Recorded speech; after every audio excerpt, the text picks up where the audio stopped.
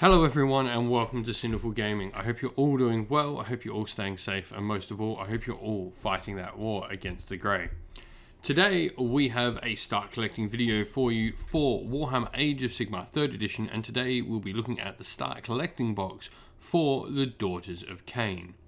Now, this start collecting box is one of the cheapest start collecting boxes. It does come in at $140 Australian, which is about $10 cheaper Australian than most of the other start collecting boxes in the range. So for that, it is pretty good value. It also does give us one of the best kits in the Daughters of Khaine range, which will give us access to a ton of heroes going forward in the army. So let's talk about those contents exactly. So for starters, we get one of the Bloodrack Shrine / Cauldron of Blood kits. This is a dual kit that enables us to build quite a few different pieces. Now, the kit includes a potential for a ton of additional models depending on what choice you build. If you build the Bloodrack Shrine, for example, which is a Medusa the Snake Lady on the shrine with a mirror behind her that you see pictured here, that model allows you to get some other parts of it built and allows you to build all the Daughters of Khaine hero variations, the Slaughter Queen, Hag Queen, and the Avatar of Khaine all on foot. However, if you choose to go for the Cauldron of Blood, you put either the Slaughter Queen or Hag Queen on the Cauldron of Blood along with the Avatar, and then you get the Bloodrack Medusa and the other Hag Queen or Slaughter Queen, whichever one you didn't put on top of your Cauldron, on foot as well. So you get a ton of hero options. This is going to be more than enough, and probably almost too many in fact for your starting army, but it's great to have these pieces already there to go when you start expanding your force off the initial sort of game. Now, for this, I probably recommend building up the Cauldron of Blood with the Hag Queen model. Sometimes it is hard to find the correct instructions for these models, as sometimes they only include the instructions for the single kit that is shown on the box set, and that is likely the case, but you'll find many places online. You can either go check out your local Facebook group or even message GW about it. They'll get back to you with the instructions. There's also a great Reddit forum with a ton of different instruction manuals on there for a bunch of different Warhammer Age of Sigmar and Warhammer 40,000 models. So I recommend building the Hag Queen on the Cauldron of Blood. This will give you a Slaughter Queen on foot and a Bloodrack Medusa on foot as well, the latter of which is really important. The Bloodrack Medusa, she's going to make our Snake's battle line if she is our general, so that is definitely what we're planning to do in this video. And you do get 5 Melusi, which are the snake models you see here, the Medusa-like models. These can be built as 2 different variations. You can either have Blood Sisters, which are a combat variation with a cool little mortal wound mechanic in combat after they attack, or you have the Blood Stalkers, which have ranged mortal wound damage output. For this particular box set and how we're probably going to play at the start of the game, I do recommend building Blood Sisters rather than Blood Stalkers. This is a combat variation rather than the shooting variation, as I think is going to lead you to having more engaging and more fun games at the start of your Warhammer Age of Sigmar journey. But now what I want to do is we're going to go through and talk a little bit about all the things we can get to expand upon this box set and look at building up a Daughters of Khaine army in the future. And so, before we get into looking into any extra models, I want to first talk about the endless spells for Daughters of Khaine. Many different factions in Warhammer Age of Sigmar have access to a bunch of unique endless spells and or invocations, which are sort of like an endless prayer in the game. Daughters of Khaine are one of such armies. Now, unlike some other armies, they do not have a terrain piece of their own, so this is not something you have to worry about when getting into your initial Daughters of Khaine purchases, but the endless spells and the endless invocation that also comes in the box set alongside them is definitely something to look into. So let's talk a little bit about what all of these can do. So first of all, we have the Bloodrack Viper. This is the giant blood snake. It isn't that one a sweet model. So first of all, this is a predatory endless spell. This means it moves around the battlefield and kills stuff, essentially. And it has this really cool mechanic where you roll a dice, and if you roll over the wounds characteristic of a model in that unit, you slay a model. It gets to roll 3 dice and try and roll above their wounds characteristic. This means it actually is a really great hero sniping endless spell. You can bring this to the table and have a 50% chance or a decent chance that you're going to kill a 5 wound hero. You've got 3 shots to roll that 6, so which means, you know, 1 in every 2 shots with this Bloodwrack Viper is going to kill a hero.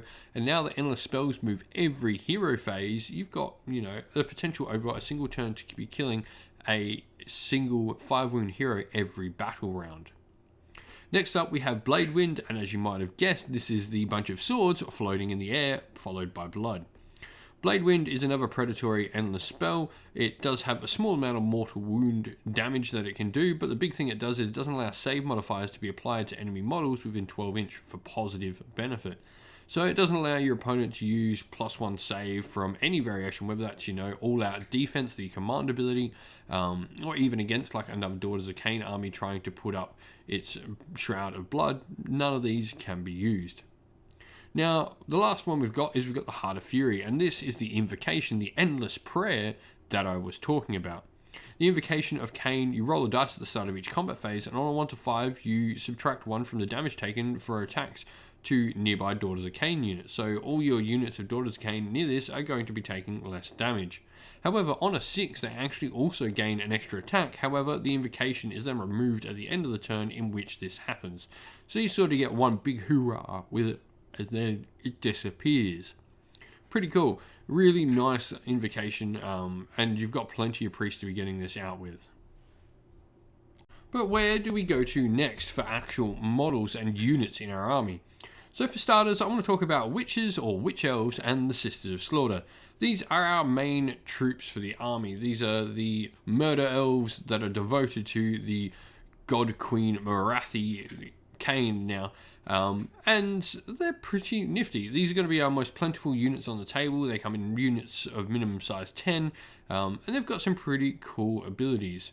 Daughters of Khaine, the witch elves, can put out a tremendous amount of offensive output out of such small models. They have 25 mil bases, so it means units of 10s can play 5 wide and 2 deep, can maintain coherency and still get all their attacks in combat, which is awesome. And they also have the ability to string out as well, because you can deploy them in a flat line, have them all their bases touching, and they're always wholly within 2 other models, because 25 mil bases are less than 1 inch. Sisters of Slaughter are a different kind of that. They've got some cool pile-in mechanics available to them, though they do generally cost more than witch elves, and they don't quite put out as much offensive output as witch elves, though they do have whips, which can give them an extra bit of range, making them great in larger units. We then look at the Kinnerai. Kinnerai are the other sort of malformed creatures that are part of our Daughters of Khaine range. And unlike the Melusai, which are sort of snake inspired, these are, sort of bat harpy inspired, I guess. And you've got 2 different variations. You have the Life Takers, which are a full-on combat unit, and you've got the Heartrenders, which have a bit of sort of shooting output that they sort of don't get quite as much damage in combat with. Both very good units that are allowed to deep strike onto the table from anywhere, and can stay in reserve and sort of fly down when needed. We then have Doomfire Warlocks, which are our cavalry option for the Daughters of Khaine. They're also a unit of wizards with a really interesting spell that, when they're at a decent size, does just a flat 6 mortal wounds. Really great for getting rid of enemy heroes. They're pretty fast as well. They are the only current male models in the Daughters of Khaine range, if that's something you're interested in. And they're just really fun and interesting sort of unit that does stuff that a lot of other units in Daughters of Khaine don't. Now, something interesting about them is they do have quite a lot of attacks on their profile. The riders themselves have 2, and then the horses have 2, so they take buffs really, really well from your spellcasters, so they're a really interesting unit to use. And lastly, where would we be talking about Daughters of Khaine without talking about the god Morathi Khaine herself? Morathi Khaine is a giant centipede. She's actually 2 separate models that are the same person, as her soul was rent in 2 as she achieved godhood, but she's an absolute beast on the table and one of the best characters in the game in its entirety. If you're collecting a Daughters of Khaine army, Morathi Khaine is definitely a model you're going to want to pick up at some point, if not just to have the grand head honcho of your army represented on the table. An absolute stunning centerpiece that just kicks absolute butt on the tabletop. She's a great piece to have in your collection. And so, lastly, here we have a little sample army list for you for the Daughters of Khaine, based around that Start Collecting box and everything we've sort of talked about in this video. So for starters, we're going to be playing in a sub-faction called Daughters Khaine, or more commonly known as Cobra Kai. Now, this particular sub-faction, first of all, one of its cool benefits is it gives us an extra artifact to use just straight out of the gate. It gives +1 bravery to all our Kinnari and Melusai units. These are the sort of corrupted sisters, the Snake and Harpy Daughters of Khaine models. And it also gives us access to a command ability that allows us to give +1 attack to those Kinnari and those Melusai models. So, starting out, leader, as mentioned, we want to build that Hag Queen on Cauldron of Blood, so the Blood Rag Medusa we have is going to be on foot.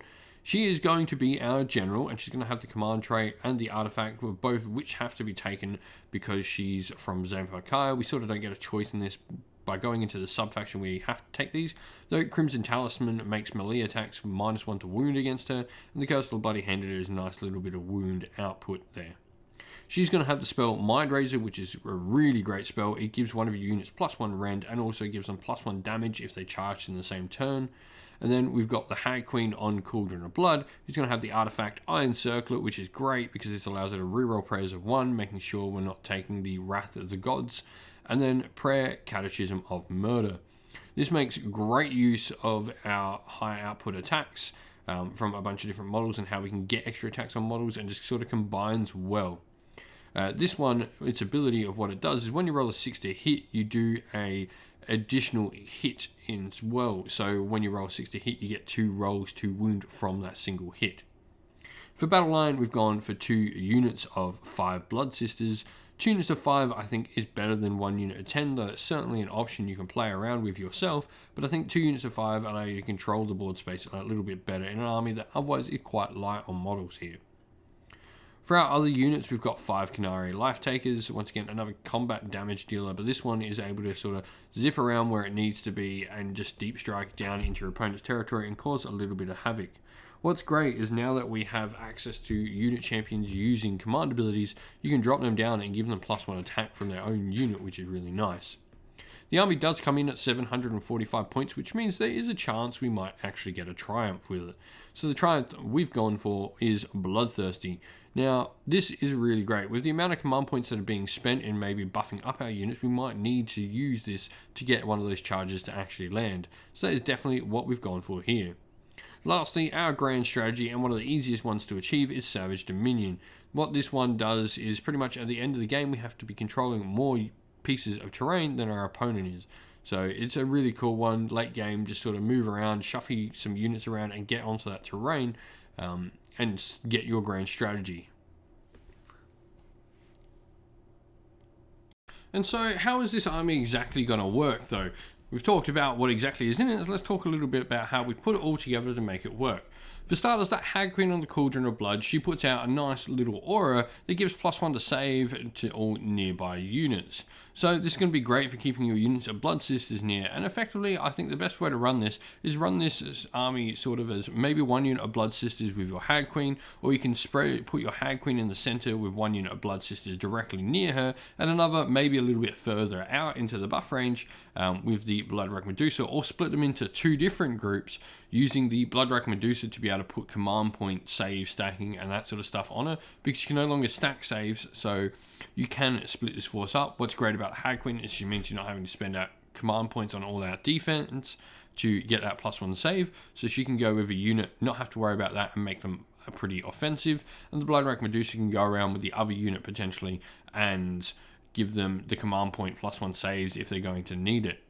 Now, the unit of Kinnari Life Takers, as I mentioned, they're going to be sitting up in the sky, and effectively you're going to bring them down where you need to and when you need to. They do have to come down by a certain part of the battle as well, as the rules dictate, otherwise they will be counted as destroyed, so you've got to be mindful of that as well. Sometimes you may just want to bring them back into your backfield to go claim an objective off a pesky little scouting unit that's come and claimed one of your own objectives. So with this, the Blood Rag Medusa, 1 unit of Blood Sisters, and then the Hag Queen on Cauldron, and another unit of Blood Sisters run around as your 2 sort of murder machines, and your Life Takers come and plug the gaps as needed. But what do you think of Daughters of Khaine in the new edition of Warhammer Age of Sigmar? I'd love to hear from you all, and let us know what you're working on and how you've used the Start Collecting Box to get started in Warhammer Age of Sigmar 3rd edition.